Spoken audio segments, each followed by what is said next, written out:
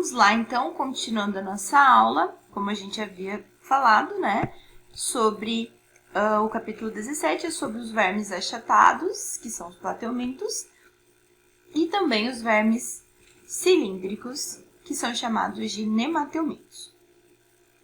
Nós estamos trabalhando a apostila 3, página 266, e é o primeiro capítulo, no caso, aula 17.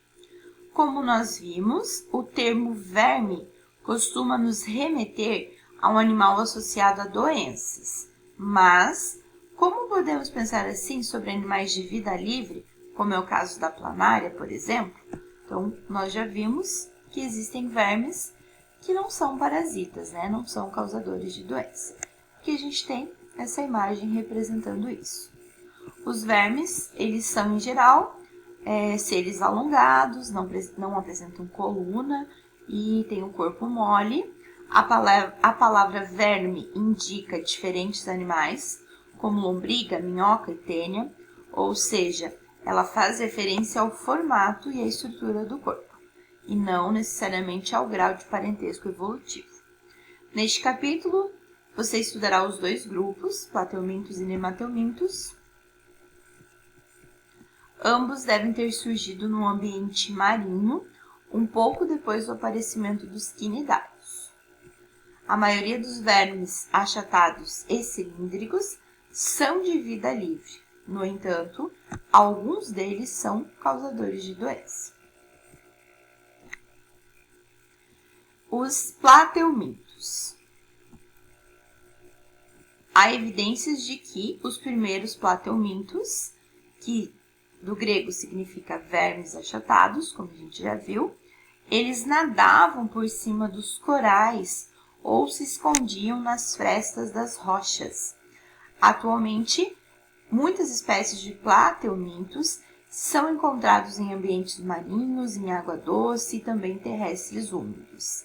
Há ainda uma minoria que vive dentro de outros animais, parasitando-os, como é o caso de vermes causadores da doença esquistossomose e também a teníase. Uma das espécies mais conhecidas são as planárias. Elas têm poucos centímetros de comprimento, elas podem viver em ambientes aquáticos ou solo úmido. E aqui a gente tem a fotografia representando uma planária. Ela tem cerca de 6 milímetros de comprimento. Então, se tu pegar uma régua, né, são 6 risquinhos da régua. É pequenininho, mas até que pode ser visto a olho nu, né, sem microscópio. E aqui no B, mostrando as estruturas, né, o formato do corpo. Elas apresentam os ocelos, eles lembram olhinhos, mas não são olhos, né? Na verdade, a função deles é perceber ali a diferença de claro e escuro, a boca, a faringe. As planárias, elas alimentam-se de matéria orgânica, em decomposição, de animais mortos, né? E por apresentarem essa dieta e por serem alimentos de pequenos invertebrados e peixes, elas são importantes na cadeia alimentar. Então, além delas serem responsáveis aí pela reciclagem de nutrientes, vamos dizer assim, já que elas estão se alimentando da matéria morta, matéria orgânica morta, elas também servem de alimento para outros animais. O alimento é capturado pela boca, passa então pela faringe e chega ao intestino, que é ramificado e ocupa praticamente todo o corpo da planária, incluindo a cabeça. Você já imaginou ter um intestino na cabeça? Estranho, né? Assim como os quinidários, os plateumintos, eles não possuem ânus, então o sistema digestório deles é dito incompleto. De olho no surgimento da cabeça. As planárias foram os primeiros animais, numa escala evolutiva, a apresentar uma região anterior onde se encontra a cabeça e uma região posterior, que seria a cauda, vamos chamar assim. Na cabeça desses animais existe um conjunto de células que formam o que parece um par de olhos vesgos, entre aspas, né? Na verdade, não são olhos, mas sim ocelos. Essas estruturas não formam imagens, então elas não conseguem enxergar, mas elas permitem ao animal perceber se o ambiente está claro ou escuro, como eu já havia dito. Isso funciona como um mecanismo de defesa das planárias, que podem fugir da luz, proteger-se do calor ou ainda evitar o risco de desidratação. Aqui a gente tem mais uma imagem, mais uma fotografia da planária em um ambiente úmido e com baixa incidência de luz. A presença da cabeça nos animais permitiu que os órgãos dos sentidos ficassem concentrados nessa região. Por meio dos órgãos sensoriais, os organismos entram em contato com o ambiente, percebem várias formas: visão, tato, audição, olfato e gustação.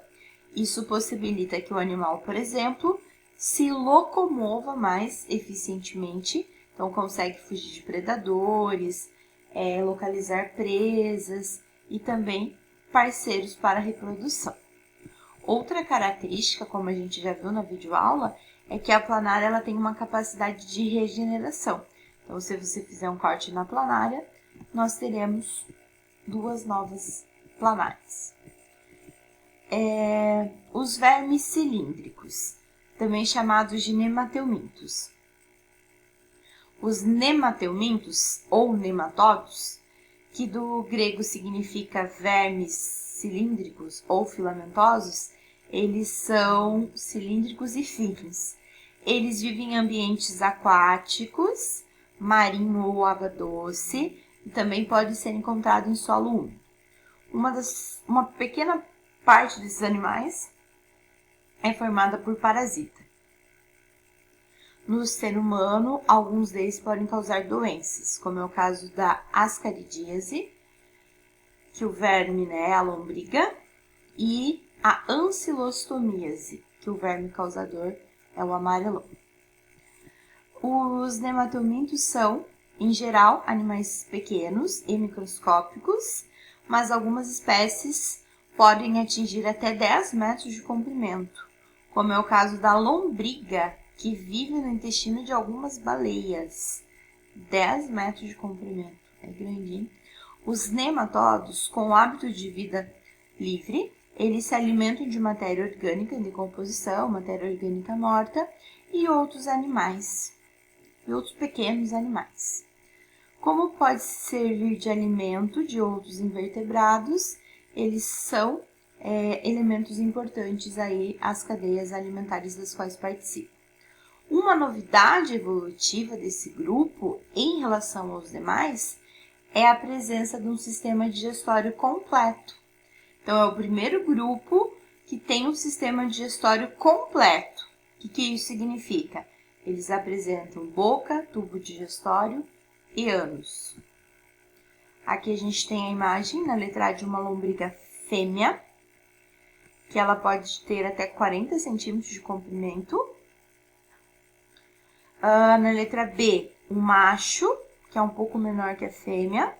E na letra C, um nematóide do solo.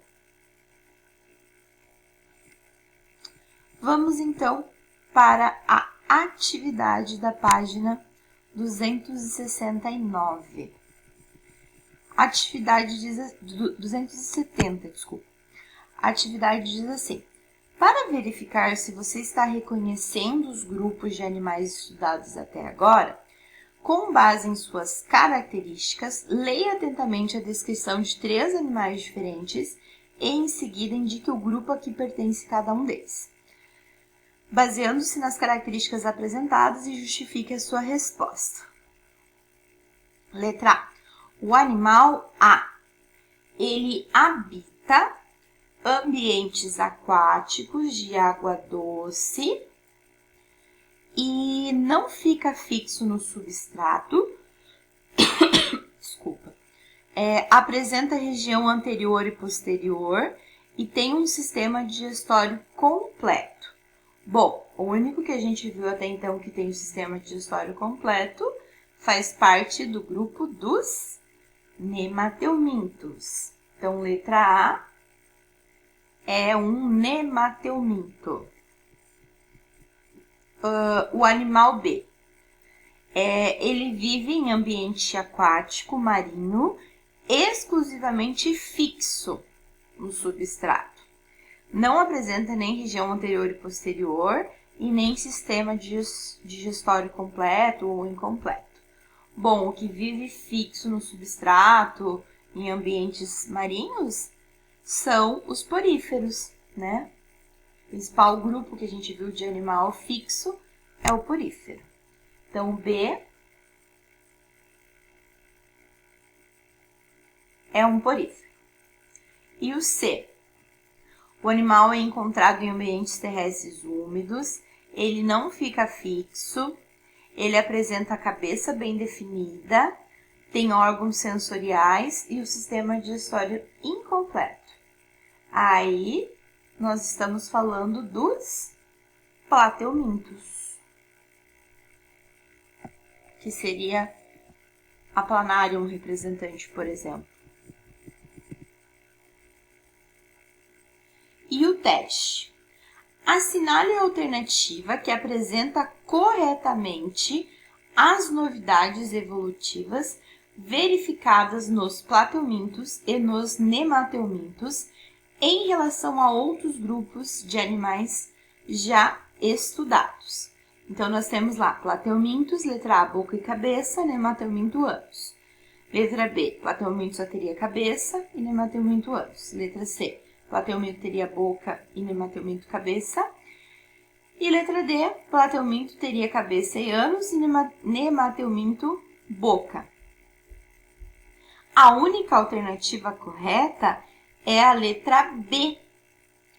A boca, entre aspas, ela aparece pela primeira vez nos quinidários. E a cabeça é uma novidade evolutiva dos plateumintos. Lembra que a planária já possui a cabeça. Então, a cabeça aparece nos plateumintos e o sistema digestório completo com boca e ânus aparece a primeira vez nos nemateumintos. Por isso que a única alternativa correta é a letra B. E o em casa eu vou deixar como tarefa. O em casa da página 269.